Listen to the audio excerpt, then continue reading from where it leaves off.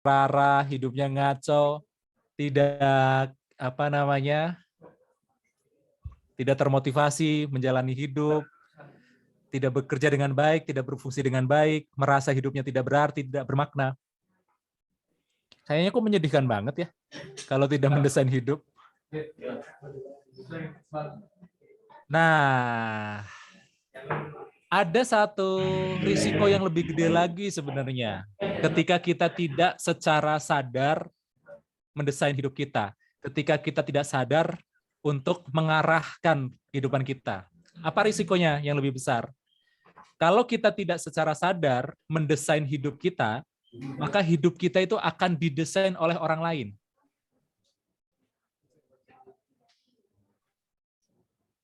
Kalau kita tidak mengendalikan kehidupan kita sendiri, pilihan karir kita misalnya, pilihan jurusan kita misalnya, bahkan pilihan sekolah kita misalnya, maka kehidupan kita, karir kita, sekolah kita akan dikendalikan oleh pihak lain. Pihak yang memang sudah punya tujuan, pihak yang memang sudah punya desain, yang sudah punya rancangan. Makanya kita perlu mendesain kehidupan kita sendiri. Nah, kalau menggunakan definisi tadi kan definisinya kalau menurut kamus, yang namanya mendesain itu adalah melakukan atau merancang, merencanakan sesuatu, something ya, do or plan something, dengan tujuan atau niat yang spesifik di dalam pikiran. Maka ketika kita mendefinisikan apa yang dimaksud dengan mendesain hidup, maka something-nya itu tinggal diganti dengan kata hidup saja. Sehingga definisinya mendesain hidup itu adalah do or plan our life. Jadi melakukan, menjalani atau merencanakan kehidupan kita dengan specific purpose, dengan tujuan atau misi atau niat yang spesifik dalam pikiran. Menjalani hidup sepenuh kesadaran. Hidupnya ini mau dibawa kemana? Mau diarahin kemana? Karena kalau kita tidak secara sadar mengarahkan kehidupan kita itu mau dibawa kemana, nanti tiba-tiba kita akan terdampar di satu tempat yang kita tidak inginkan. Jadi menjalani hidup itu kan ibarat kita itu mengarungi lautan ya. Ada orang yang mengarungi lautan itu secara sadar. Jadi dia pakai kompas, dia terarah, punya tujuan. Oke, saya naik perahu ini mau ke pulau X misalnya. Mau ke pulau Y misalnya. Punya tujuan yang jelas, specific purpose, specific intention. Punya tujuan yang jelas, punya niat yang jelas, punya maksud yang jelas. Maka ketika dia terkena angin, terkena badai, dia akan menyesuaikan arahnya. Oke, saya mau geser ke sini. Saya mau geser ke sana. Saya mau ke sini, mau ke sana. Akan seperti itu. Itu kalau naik perahunya secara sadar, punya tujuan. Coba bayangkan kita naik perahu di atas lautan, tapi nggak punya tujuan. Itu namanya terombang-ambing. Bener nggak? Terombang-ambing. Angin ngarah ke kanan, kita ke kanan. Angin ngarah ke timur, kita ke timur. Angin ngarah ke selatan, kita ke selatan. Angin ngarah ke barat, kita ke barat. Pokoknya gimana ombak, gimana angin, gimana badai. Ya syukur-syukur kalau kita kemudian terdampar di sebuah pulau yang pulaunya itu menyenangkan. Yang pulaunya itu memang kita inginkan. Tetapi yang sering terjadi kalau orang terdampar itu adalah terdampar di pulau yang tidak diinginkan. Di tempat yang tidak diinginkan. Jadi ini bedanya. Pada saat kita menjalani hidup, seperti kita itu naik perahu, ada yang naik perahu itu dengan sadar, punya tujuan, sehingga meskipun terombang-ambing di lautan, meskipun arah anginnya berbeda-beda, dia tetap menyesuaikan layarnya. Oke, tujuan saya ke timur, ini anginnya ngarahin saya ke barat, saya putar layar saya putar arah saya. Karena sudah punya tujuan yang jelas. Sementara yang kedua, naik perahu tidak sadar, tidak punya tujuan, dia akan ngikut kemanapun arah anginnya itu membawa. Sehingga bisa jadi dia akan terdampar di sebuah tempat, di sebuah pulau yang tidak dia inginkan sebelumnya. Banyak orang bilang gini, nah Mas, yang namanya jalani hidup mah dinikmati aja, ikut arus aja, ngalir aja, ngeflow. Iya benar, tapi ngeflow-nya perlu punya tujuan. Jadi ketika punya tujuan, kita bisa menikmati kan, di atas perahunya tetap bisa menikmati. Justru ketika nggak punya tujuan, kita nggak bisa ngeflow, kita nggak bisa menikmati. Benar nggak? Karena apa? Terombang-ambing, takut gitu ya, nggak tahu ini bakal berhentinya di mana. Bahkan ketika tidak punya tujuan, bisa jadi kita kehabisan bekal di tengah jalan. Beda dengan orang yang naik perahu, punya tujuan, dia akan menyiapkan bekalnya dulu. Bekalnya secukupnya. Oke, ini kira-kira perjalanan bakal 1 minggu di atas perahu, jadi saya nyiapin bekal untuk 1 minggu. Sementara mereka yang naik perahunya tanpa kesadaran akan tujuan mau kemana, ya bawa bekalnya mungkin ternyata tidak cukup karena 7 hari habis, ternyata belum nyampe, belum mendarat, belum terdampar. Salah satu om saya itu dulu pas saya SMP itu, dia itu pelaut ya, pelaut kerja di kapal, kemudian kapalnya meledak. Kapalnya meledak di perairan Pasifik. Jadi di Samudra Pasifik kapalnya meledak, kemudian ini kapalnya kapal Korea ya, kapal Korea. Om saya kerja di sana. Otomatis turun dong, karena kapalnya terbakar, dia turun pakai skoci. Pakai skoci, kemudian terombang-ambing di Laut Pasifik berhari-hari. Kata om saya itu, jadi satu skoci itu ada orang Korea 4 orang, kemudian dia satu-satunya orang Indonesia. Jadi 5 orang satu skoci itu. Itu setelah lewat 4 hari itu udah ada niat saling bunuh katanya. Karena kan skoci itu kan makin menipis, makin menipis, makin menipis tuh. Sehingga tidak bisa menampung 5 orang lagi kan. Harus ada yang disingkirkan dari skoci supaya skocinya tetap ngapung. Nah, orang yang nggak punya tujuan, yang nggak punya arah, ya seperti itu. Seperti terapung di sebuah samudra Pasifik yang kalau kata om saya itu nggak jelas. Karena udah kayak nggak kelihatan daratan sama sekali gitu loh. Lihat muter semuanya itu air. Namun beruntung ya, jadi om saya beruntung tiba-tiba ada kapal Jepang lewat. Ya, alhamdulillah akhirnya diselamatkan sama kapal Jepang, dibawa ke Jepang, dipulangkan ke kedutaan Indonesia, kemudian dibawa terbang ke Jakarta. Nah, seingat saya sampai hari ini om saya nggak pernah naik kapal lagi. Kayaknya trauma dia. Trauma.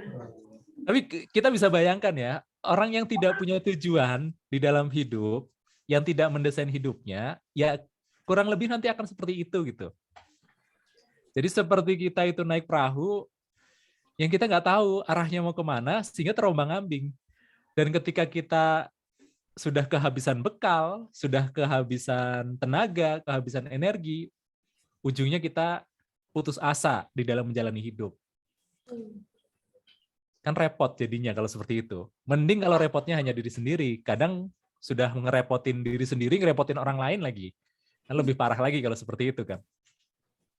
Nah, inilah kenapa kemudian penting bagi kita mulai mikir nih, hidup kita itu mau dibawa kemana?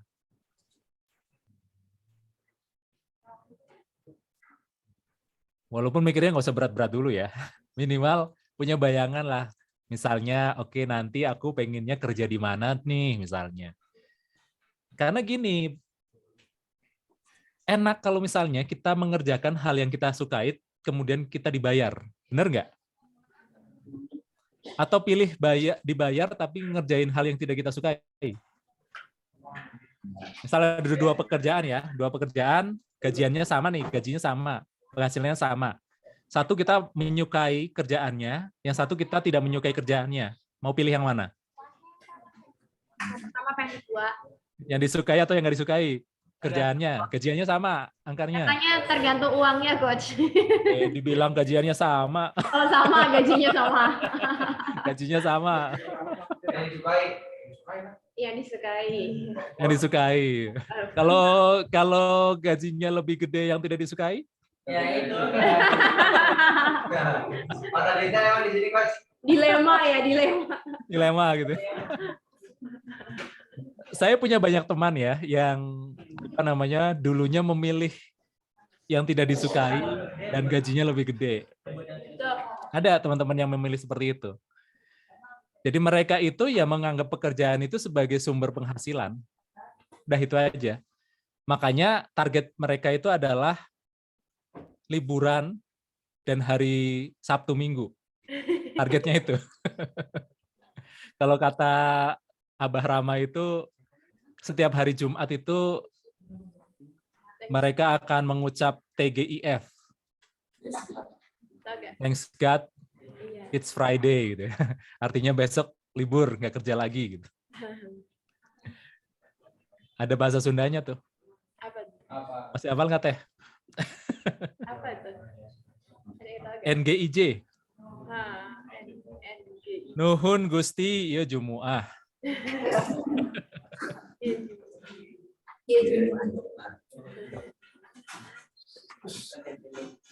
Saya gambarkan sedikit ya. Ini ada satu penelitian menarik terkait tadi nih.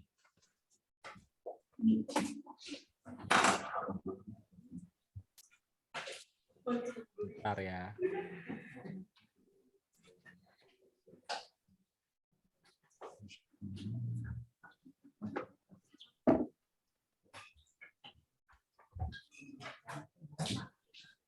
Sudah kelihatan?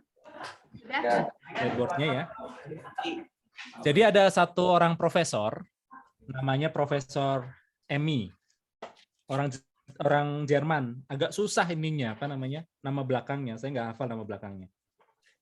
Jadi kata beliau, orang itu menganggap, jadi ada 3 kategori orang lah terkait pekerjaan yang dia lakukan.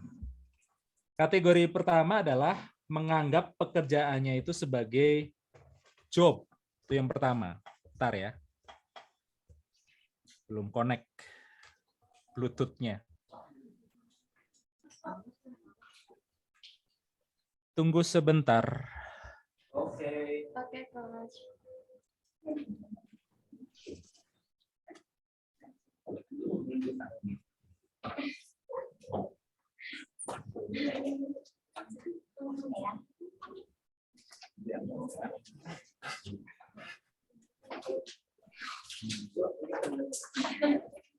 Jadi yang pertama menganggap pekerjaannya sebagai job.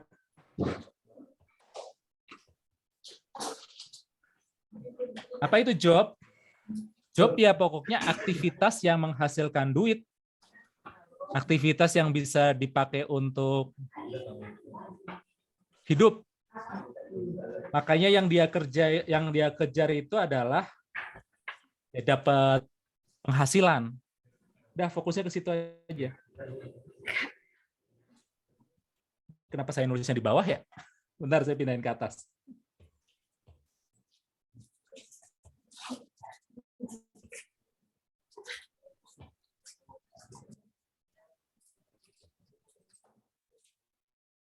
Jadi ketika menganggap pekerjaannya sebagai job, ya dia fokusnya hanya gimana dia bisa dapat duit dari kerjaannya. Urusan bisa nikmati pekerjaannya atau enggak, urusan nanti. Biasanya kalau kita baru lulus kuliah misalnya gitu ya, yang kita cari yang kayak gini. Atau masih muda-muda biasanya mikirnya kayak gini, bener nggak? Yang penting dapat duit gitu. Nggak peduli seneng atau enggak, nggak peduli menikmati atau enggak. Biasanya untuk kalangan kolonial. Saya nggak tahu kalau anak-anak zaman sekarang ya. Sekarang namanya apa sih? Zinelial ya? Udah bukan milenial kan? Milenial kan kelahiran 90-an. Ada yang tahu namanya? Gen Z. Generasi Z.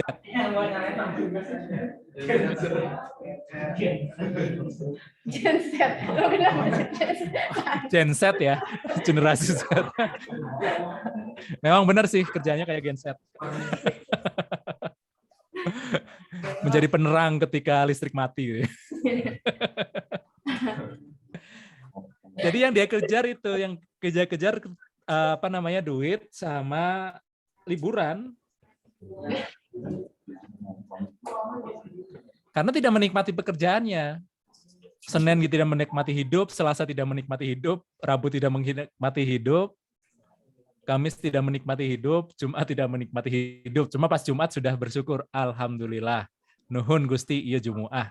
Artinya besok libur gitu kan. Yang dikejar itu liburan. Makanya teman-teman Jakarta yang pada kerja di kerjaan kan stres tuh. Hari Sabtu pada datang ke Bandung. Ceritanya mau liburan biasanya.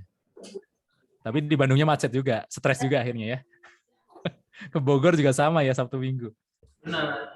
Yang pertama. Nah yang kedua, ada orang yang menganggap pekerjaan itu bukan job, tetapi menjadi sebagai karirnya dia.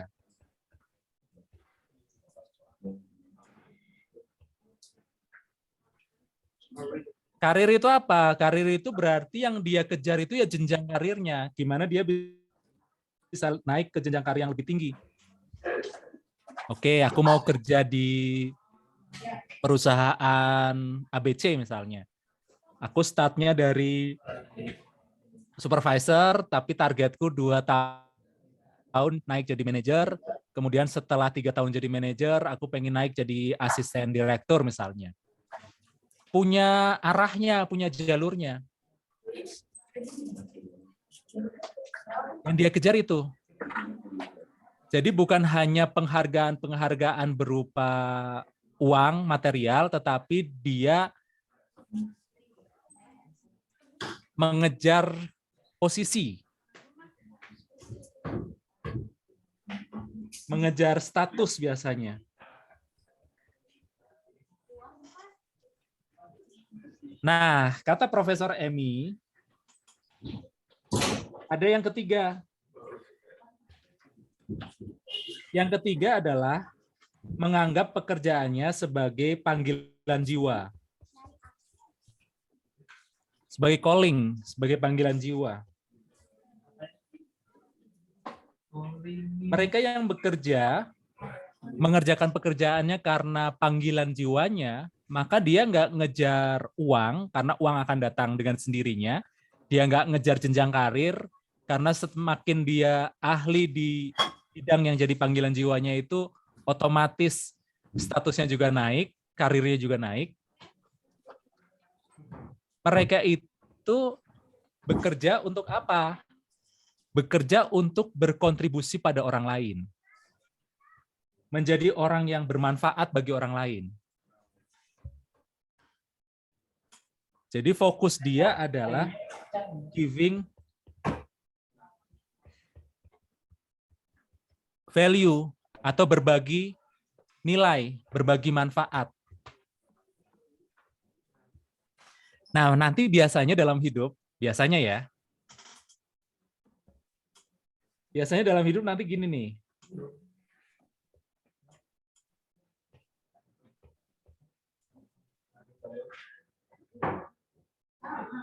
Umur 20-an biasanya di sini pola pikir kita.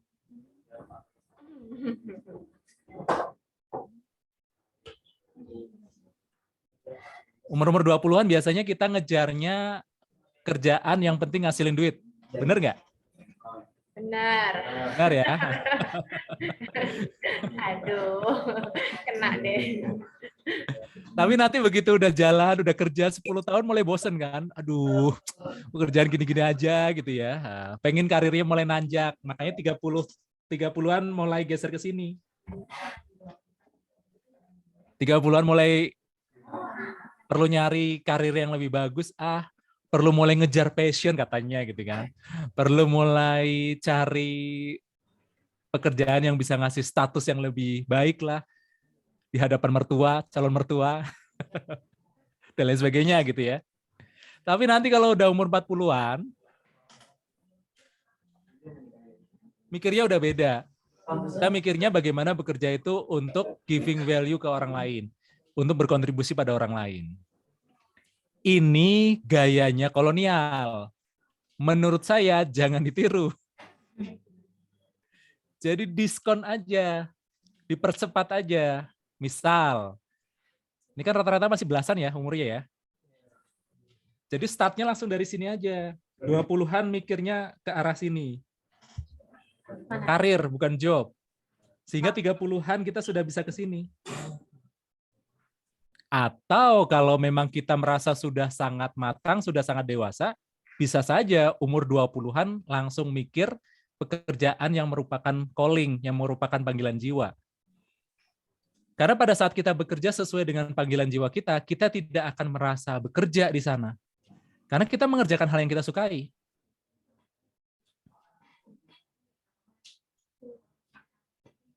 Saya seumur-umur ngantor itu paling lama 1 bulan. Wow. Bukan 1 tahun. 1 bulan ngantor paling lama itu. Bekerja ya.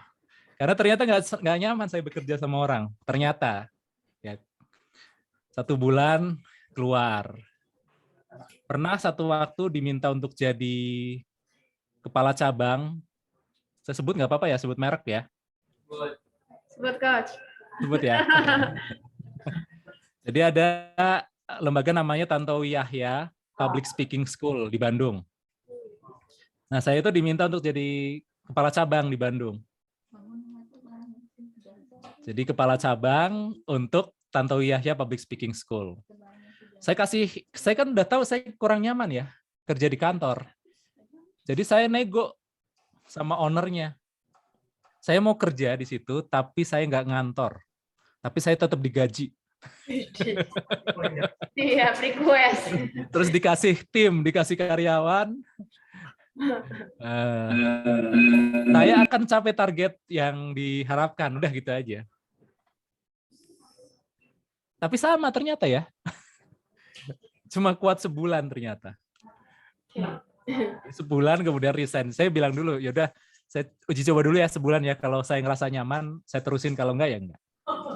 Akhirnya apa? Ya sudah, saya ngejar pekerjaan yang memang jadi panggilan jiwa saya. Cuma 2 kerjaan saya. 1 nulis, 2 ngajar. Senang nulis, senang ngajar. Dari nulis dapat duit, dari ngajar dapat duit. Sehingga kerjaan saya tiap hari ya cuma nulis sama ngajar. Udah. Nulis, ngajar. Nulis jadi blog, darmawanaji.com, jadi e-book di Google Play Store. Itu lumayan tuh ngasih $, tiap bulan. Kemudian jadi buku, ngasih royalti 6 bulan sekali. Jadi course, karena e-course itu kan ada modulnya yang ditulis. Kemudian kita rekaman gitu ya, rekaman ngajar. Dari situ juga dapat royalti, dapat lisensi fee. Ya, cukup puas lah dengan apa yang dikerjakan saat ini. Jadi itu masuk 3 kategori sebenarnya, benar nggak? Job dapat gitu kan, karir dapat, kemudian dari sisi calling dapat. Nah, makanya yang namanya calling itu sebenarnya sudah mencakup job dan karir sebenarnya. Karir itu mencakup job juga. Jadi kalau dibuat irisan, diagram Venn ya. Pada kenal diagram Venn nggak? Kenal coach katanya. Kenal ya. Ini nggak diagram Venn beneran sih. Karena kalau diagram Venn kan ada irisan, ada nggak irisan ya.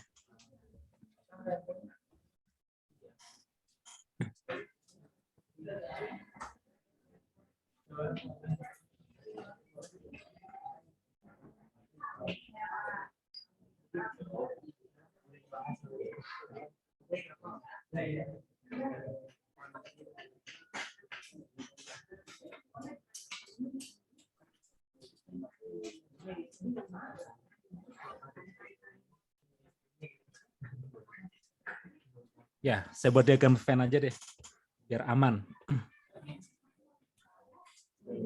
Jadi yang namanya calling itu ini, tengah-tengah ini.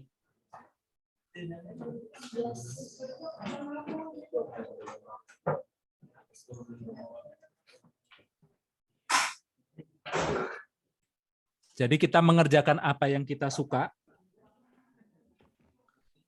kita mengerjakan apa yang kita jago di sana, yang kita bisa, dan kita dibayar karenanya. Itu calling namanya. Asik nggak kayak gitu misalnya? Misalnya kita dapat pekerjaan yang seperti itu. Kita sukai, kita bisa, dan kita dibayar karena mengerjakan yang kita sukai itu. Idaman itu sih. Nyaman banget, bener nggak? Nah, saya mau ngasih PR, boleh ya? Buat sebulan ke depan. PR-nya sekali PR langsung sebulan ya? Iya, PR-nya sebulan, karena kita ketemu lagi kan bulan depan ya. Iya, benar. Ya, mumpung sebulan, jadi bisa agak banyak.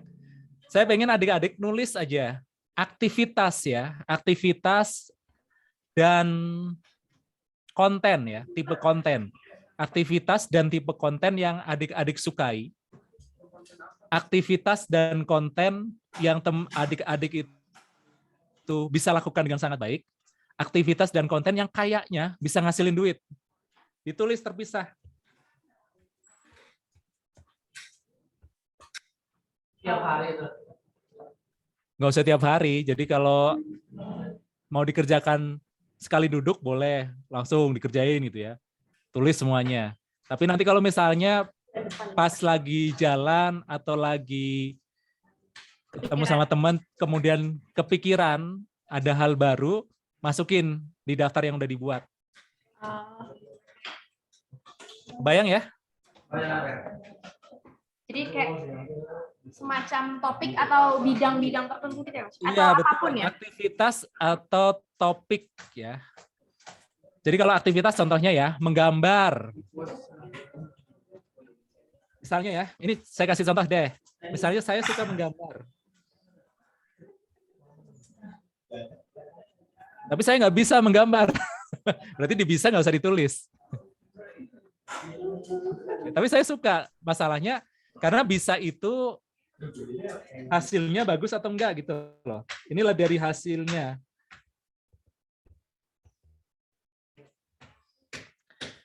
Terus misalnya, oke, aku suka nulis. Dan tulisanku bagus. Berarti kalau tulisannya bagus ditulis di sini, menulis.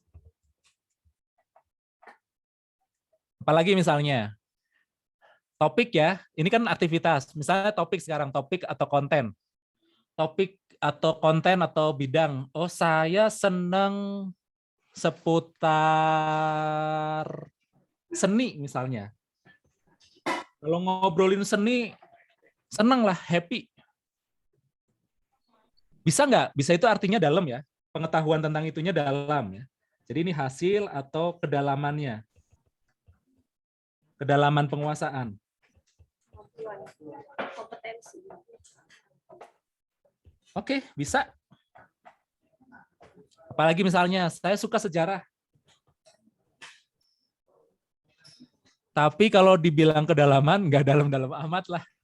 Suka Pak Baliut, misalnya. Tapi senang kalau tentang sejarah. Nah, adik-adik tulis aja dulu. Suka, bisa. Nanti kalau sudah listnya udah banyak, baru dipindahkan kira-kira dari aktivitas yang suka dan bisa, atau suka atau yang bisa, gitu ya. Salah satu lah ya, yang bisa menghasilkan uang, itu yang mana? Coba ditulis. Oke, kayaknya saya bisa dapetin duit dari menulis. Misal ya. Tapi kalau misalnya masih bingung untuk lingkaran yang ketiga ini, masih bingung, nggak usah diisi dulu, nggak apa-apa. Fokus pada apa yang suka dan apa yang bisa dulu aja. Tapi kalau sudah mulai kebayang, boleh mulai dituliskan bagian sini. Sampai sini bisa dipahami? Teman-teman udah paham?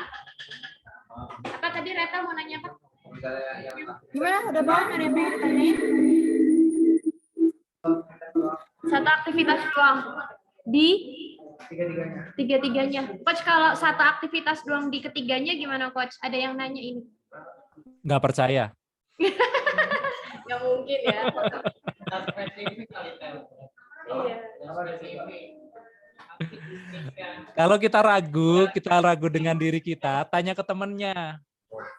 Tanya ke temennya, tanya ke mentornya, tanya ke para fasil, tanya ke orang tua. Menurutmu aku suka apa? Menurutmu aku bisa apa? Jago dalam hal apa? Gitu ya. Kalau kita ragu nih. Kalau ragu, oke, siap-siap.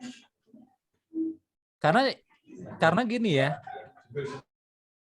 Saya meyakini setiap orang itu pasti punya banyak kesukaan. Terus banyak kebisaan juga. Jangan dipikirkan apakah ini itu nanti bisa dijadikan kerjaan atau enggak, jangan mikirin itu dulu. Pokoknya fokus aja yang kita suka dan yang kita bisa aja dulu deh. Udah fokus di situ aja dulu. Jelas ya? Saya recap atau review apa yang sudah kita pelajari hari ini, boleh? Oke, jadi di awal kita belajar tentang desain. Kalau teman-teman ingat ya. Desain itu apa? Desain itu adalah do or plan something with specific purpose or intention in mind.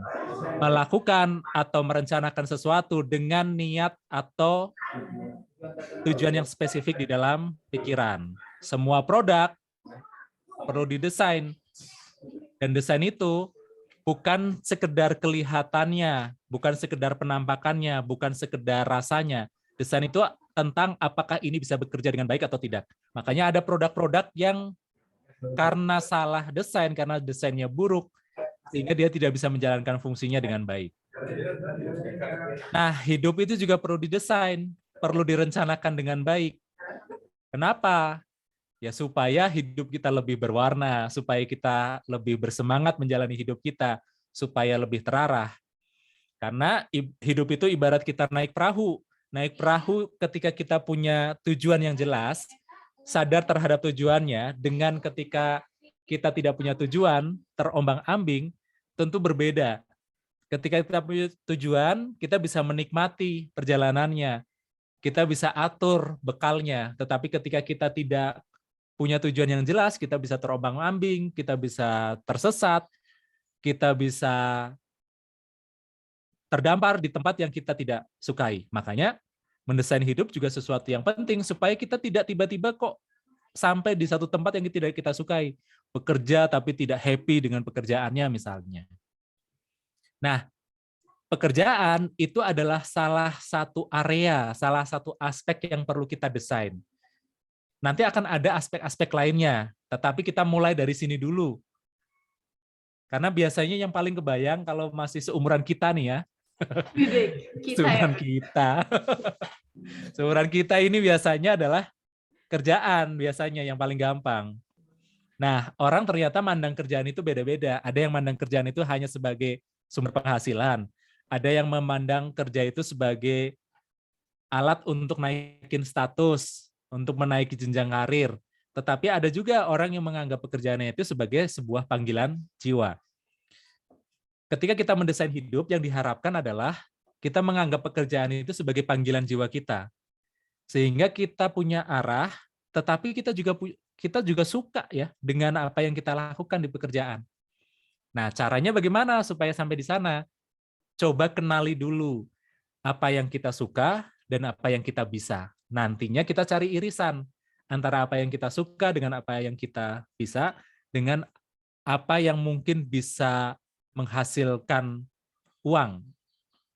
Apa yang mungkin bisa bermanfaat bagi orang lain sehingga orang lain mau membayar kita.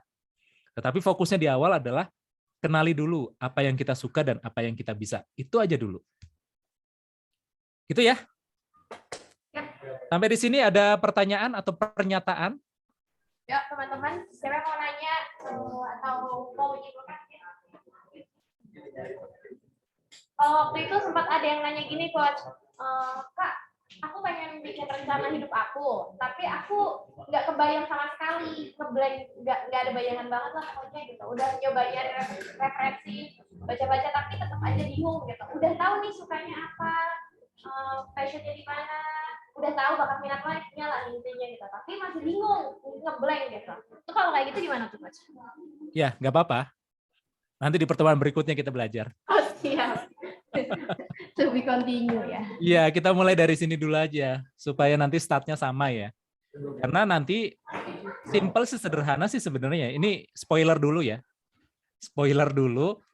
Kan tadi kita sudah sama-sama belajar bahwa mendesain hidup adalah bagaimana kita menjalani hidup atau merencanakan hidup dengan specific purpose kan.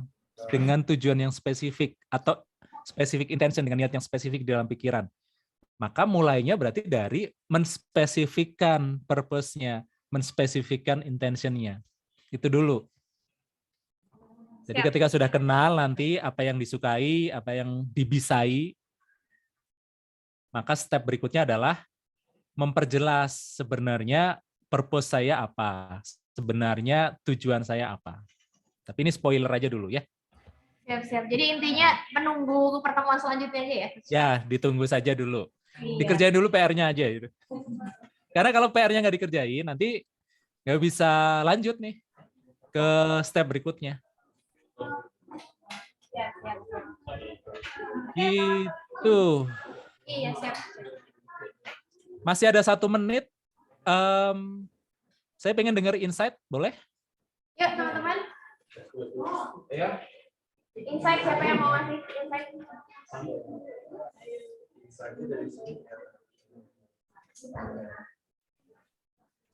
Dapat insight apa dari pertemuan kita hari ini?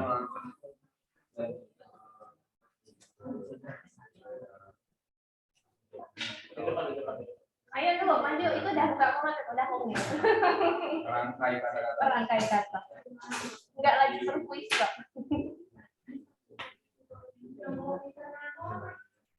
Lagi menyusun kata.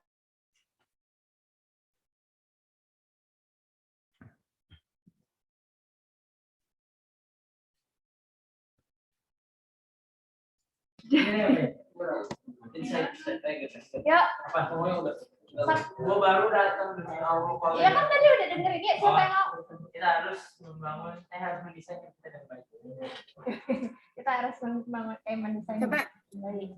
Resi, apa Resi? Oh iya, yuk yang kelas 10. Ya, ini tadi ada insight dari Alga mungkin ada Insight dari siapa? Najib? ya dulu ya. Sebutin Ya. Oh iya.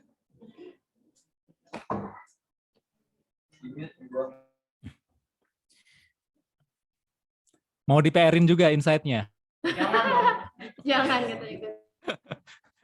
Saya PR-in, tolong ditulis di story Instagram, mention saya gitu aja sih ya.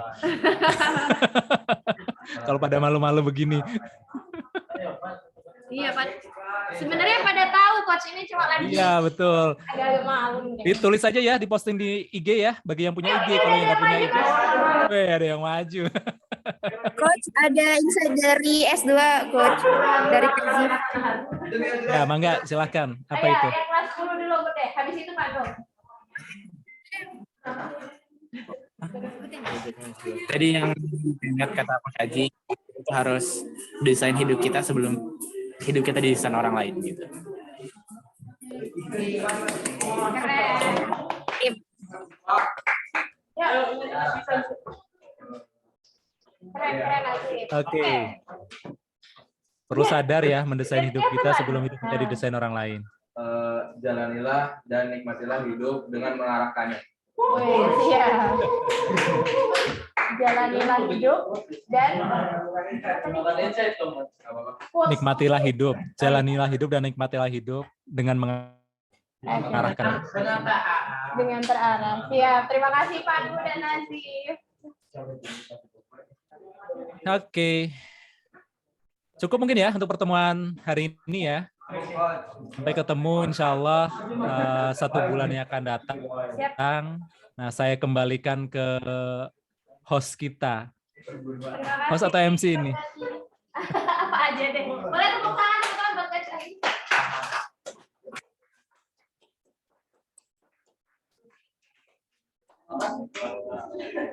Terima kasih Coach karena teman-teman. Oke, terima kasih banyak Coach Aji sudah berbagi banyak sekali materi kepada kita hari ini.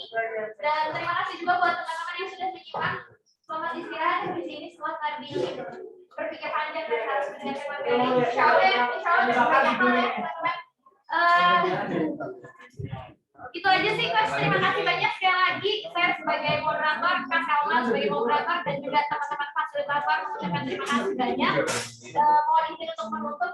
Kalian mau menyampaikan? Oke. Terima kasih. Wassalamualaikum warahmatullahi wabarakatuh. Waalaikumsalam warahmatullahi wabarakatuh.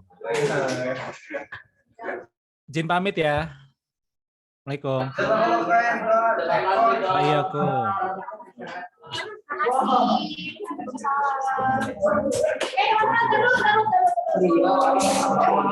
Terima kasih.